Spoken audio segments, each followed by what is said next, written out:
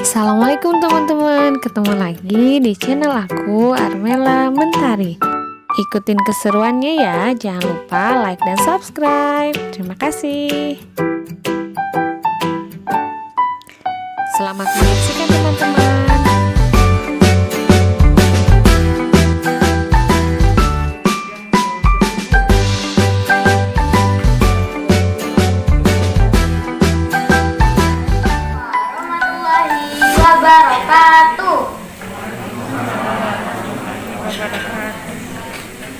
Hai teman-teman, saya akan membawakan cerita rakyat Nusantara dari Kalimantan Timur yang berjudul Legenda Danau Lipan. Dahulu kala, kota Muara Kaman dan sekitarnya merupakan sebuah lautan. Pada masa itu, ada sebuah kerajaan yang bandarnya sangat ramai dikunjungi karena terletak di tepi laut.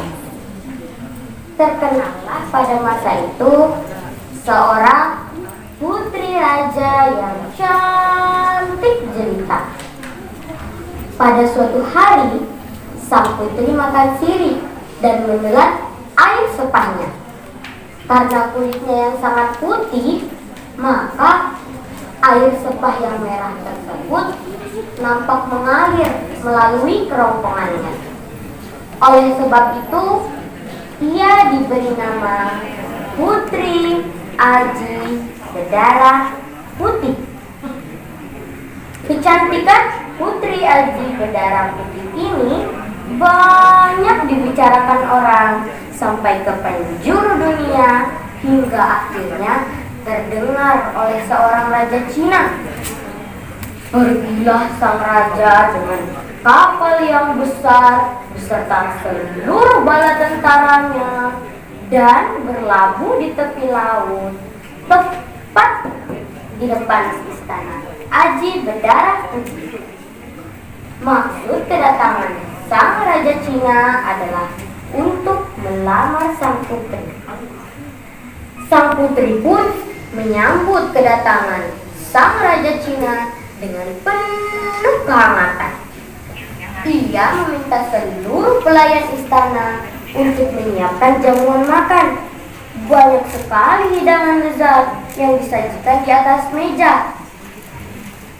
Ada ayam bakar, ada kari ayam, ada ikan bakar, ada daging panggang, ada buah-buahan segar, dan masih banyak lagi. Saking lezatnya, Raja Cina tidak bisa menahan dirinya untuk segera mencicipi semua hidangan yang sudah disiapkan. Sang raja melahap semua makanan yang ada dengan begitu rakusnya. Bahkan, ia tak lagi makan menggunakan kedua tangannya, melainkan langsung dengan mulutnya seperti binatang.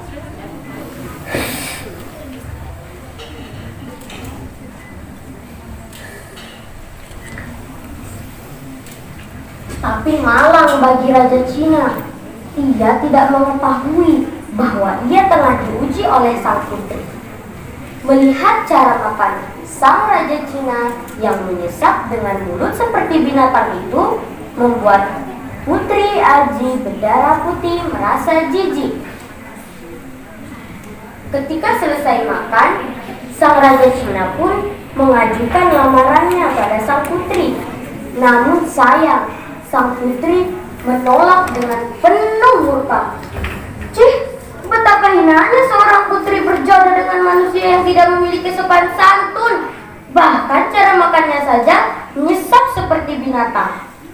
Penolakan dan penghinaan itu membuat sang Raja Cina murka dan merasa dipermalukan. Karena sangat murkanya, tak ada jalan lain selain ditebus dengan kekerasan untuk menundukkan Putri Aji Berdarah Putih. Hanya, Oi tidak terima dengan penghinaan ini. Oi bersumpah akan menghancurkan kerajaan ini dan membuatmu tunduk di hadapan Oi. Ia pun memerintahkan semua bala tentara yang kuat untuk menghancurkan kerajaan dan menawan sang putri. Pasukan, siapkan senjata kalian.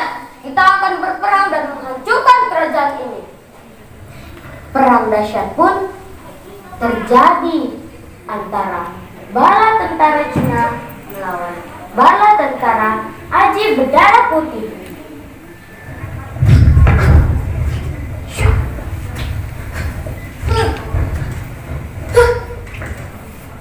Nah, putri yang menyaksikan jalannya pertempuran yang tak seimbang itu merasa sedih, bercampur murka.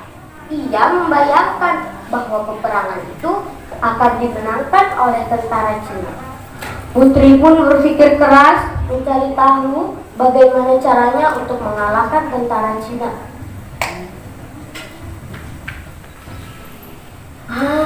Oh ya, sirih.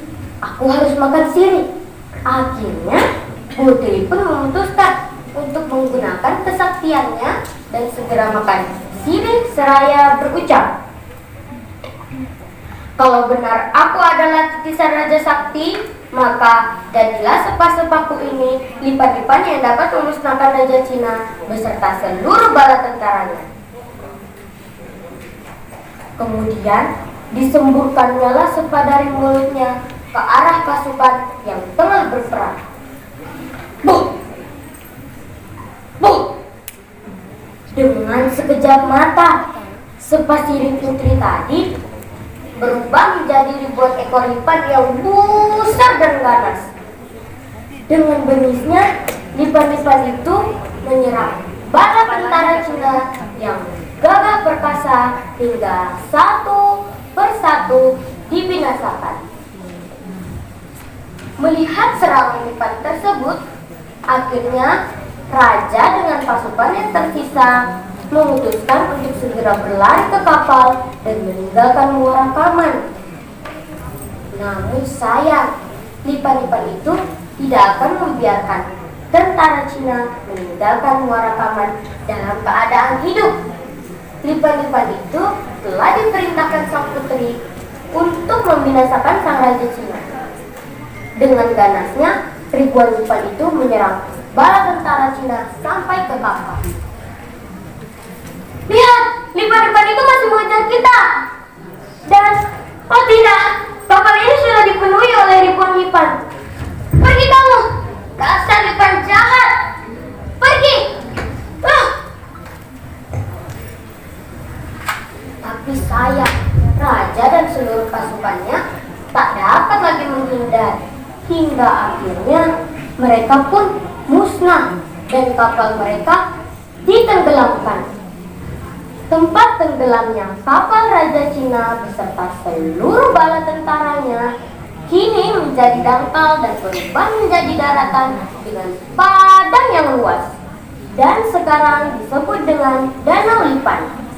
Nah, pesan moral dari cerita ini adalah kita tidak boleh memaksakan kehendak kita kepada orang lain, dan kita juga tidak boleh menghina adat kebiasaan orang lain. Sekian cerita dari saya. Terima kasih. Wassalamualaikum warahmatullahi wabarakatuh.